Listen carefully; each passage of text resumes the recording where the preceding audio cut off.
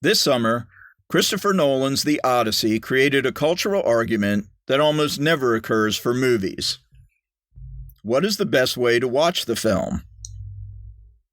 Since the COVID-19 pandemic, most discussions surrounding the movie speculate about declining theater attendance, a subject we explored in an earlier episode. Not which of the 6 available formats offers the best theatrical experience. Most of us are too young to remember that, originally, no one ever planned to go to the movies. The entire movie-going experience was changed forever by one persnickety director.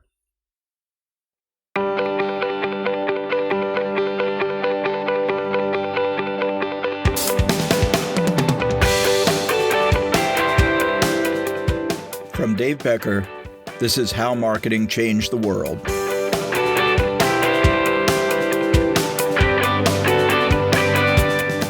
I'm your host, Dave Becker.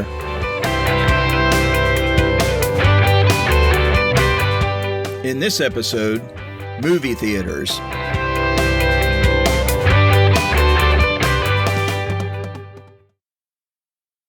On June 19th, 1905, about 450 people paid 5 cents to watch a few short silent films in Pittsburgh, Pennsylvania. The venue would be named the Pittsburgh Nickelodeon, blending the price of admission with the Greek word for theater. Within months, Nickelodeons opened all across the country. Typically open from dawn until midnight, patrons could enter the theater at any time and stay as long as they liked. It wasn't a show, like a play. It was an event, like a country fair. As film technology advanced and movies became longer, studio executives, film directors, and theater owners exchanged ideas and debates over how movies should be properly viewed. But no one could change the American perception that movies were a novelty and should be enjoyed whenever and however the viewer wanted. By the 1940s, Nickelodeons would routinely show a newsreel, cartoon, comedy short, and longer film on a loop. Customers would enter at any time and generally leave when they recognized the point at which they had arrived. A failed marketing campaign in 1937 tried to encourage movie start times.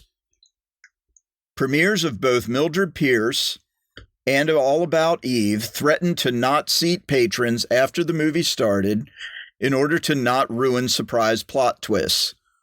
But both caved when they realized they could not change the half-century-old habit of patrons going to the movies on the impulse of the moment. Enter Jerry Pickman, Paramount's Vice President of Advertising and Publicity. After viewing Alfred Hitchcock's newest film in 1960, Psycho, he decided that the movie had to be watched start to finish in one sitting, and he had the power to make that happen. He used Hitchcock's stern image to create life-size posters that theaters could display to announce this new no late admissions policy. On June 16, 1960, the first scheduled movie start time began. Uniformed guards were hired to ensure patrons obeyed the new policy. For the first time, the movie theater operated on a regimented schedule, cleaning the rows between showings and selling more tickets than they ever had before.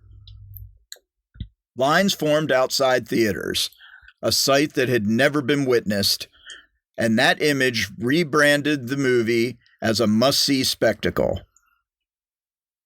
With one targeted, determined ad campaign, the movie theater industry changed from a grind policy, running all movies on a continuous loop, to something new called Fill and Spill, having tightly staggered showtimes that allowed just enough time to usher audiences in and out of the theater. audiences quickly grew to appreciate the new format because it elevated movies to an art form on par with plays and ballets.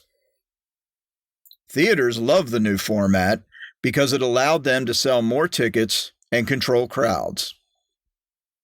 And movie studios loved the new format because it increased their revenue and paved the way for the blockbuster.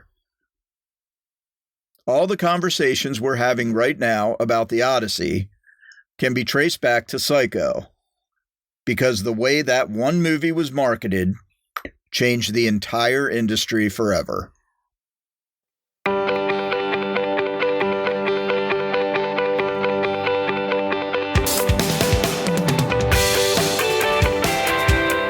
Thank you for joining us for another episode of How Marketing Changed the World.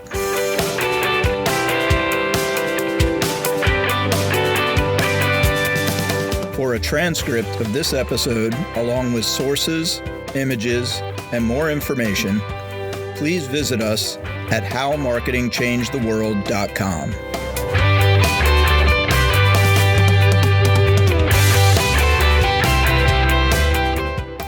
How Marketing Changed the World is produced by Dave Becker.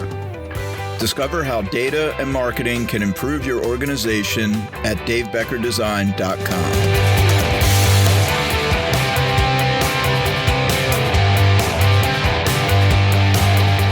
I'm Dave Becker. Join us next month for another captivating story about how marketing changed the world.